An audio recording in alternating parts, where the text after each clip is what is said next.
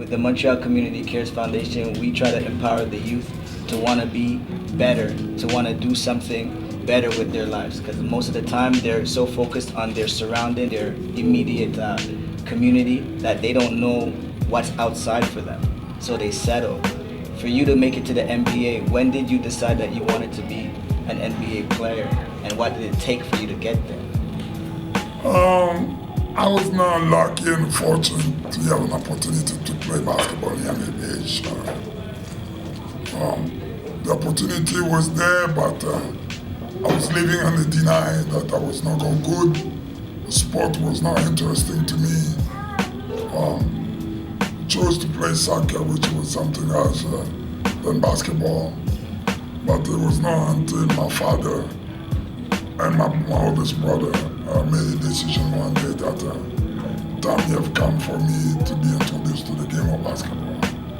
I fought them so hard, even though I was the tallest person in the house. But I rejected, and I came to America to go to medical school.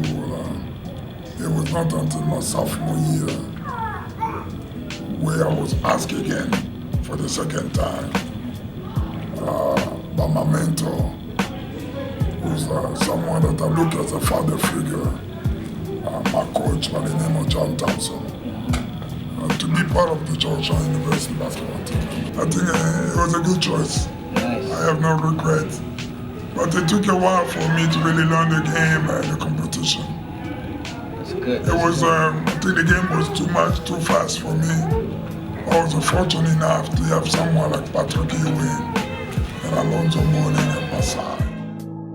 They never thought I was going to play in the NBA until like at the end of my junior year, when I started breaking more records on the rebounding and on the block shot.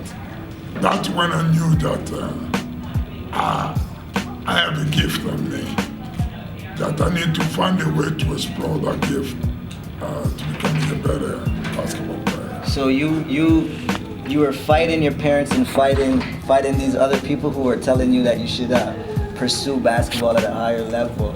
So then you realize that what you thought they were doing against you, they were actually doing it for you. Yes. So these youth, sometimes they think that when we give them advice, that it's to hold them down or to keep them back from doing something that they think they want to do. But the advice that we give is really to push them forward. And I'm glad to see that you made the decision to listen to your mentors and whatnot.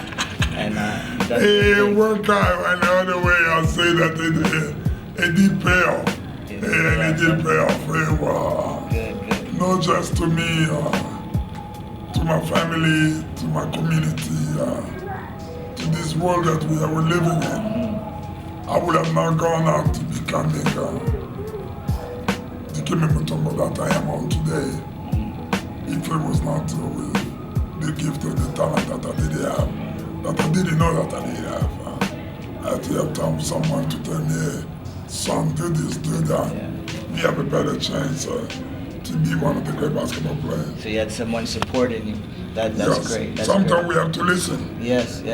And I see that you came in, you went to Georgetown for medical school. Yes. So that means education was a big part of what you... Because I never have a basketball scholarship. Okay. So I came as an exchange student. Nice.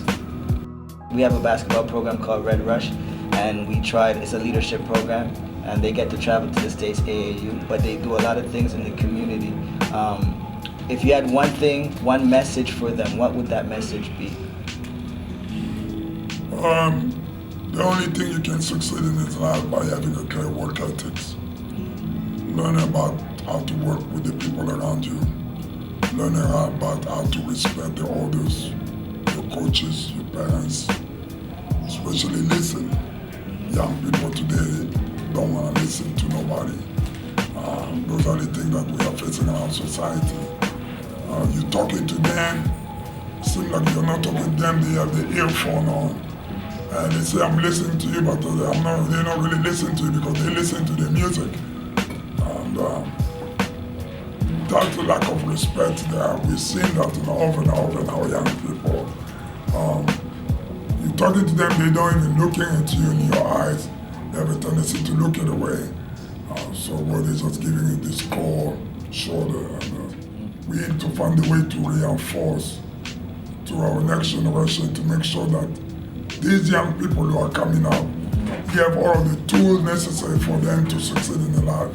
If we don't provide those things for them, our future generation will fail. As we see now, we're selling a lot of failure right now. But the blame comes to us because our parents and our grandparents gave the tools to us. We just couldn't pass it to the next generation because we're living also in a world of fears. We have so many, we're becoming afraid of our young people. We feel like if we talk to them in some way, they're not going to respect us no more, or they don't want to talk to us no more. But when you're a coach, you have to play the role of the coach. You have to be a mentor. You got to be someone who have to enforce some discipline in that young man's life compared to what he's getting on to his parents.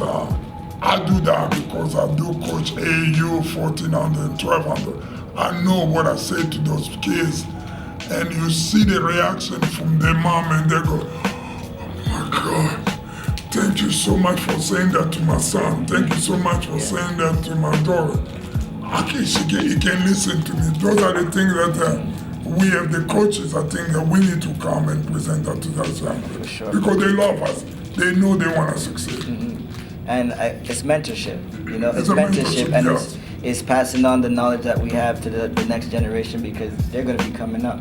And my final question. When just for what you just saying, that if you don't allow me to cut you off, I would say that in Africa, the way our ancestors say that when you take the elevator to go up, as you're getting to the top, you always gotta make sure to send that same elevator down.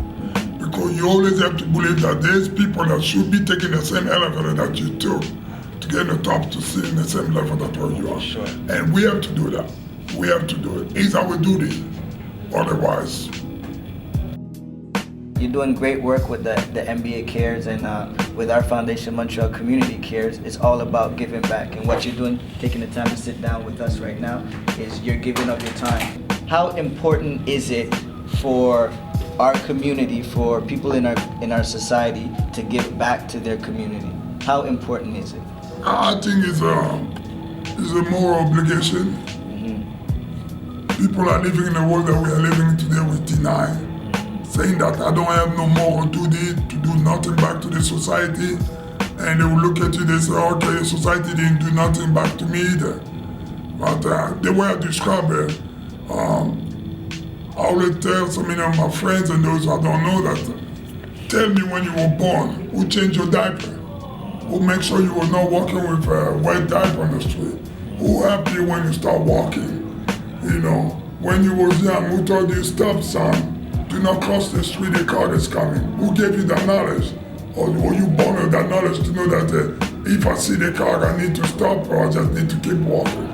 So you forget what the society gave to you, and you think that you don't have nothing to pass to the society. It's not just all about money. People do forget. You don't have to be a millionaire like Mutombo for you to give money back to the society. But there's so many great people who have lived before us. Mandela, Martin Luther King, all those great people, Gandhi. Those people was not rich, but they was rich here to the brain. Knowledge is the key. In a biblical way, they say that people perish because of lack of knowledge. It's all about knowledge. What are you doing to pass that knowledge to the next generation? And I think it's the struggle. And the struggle that we have, all of us have right now with our young people.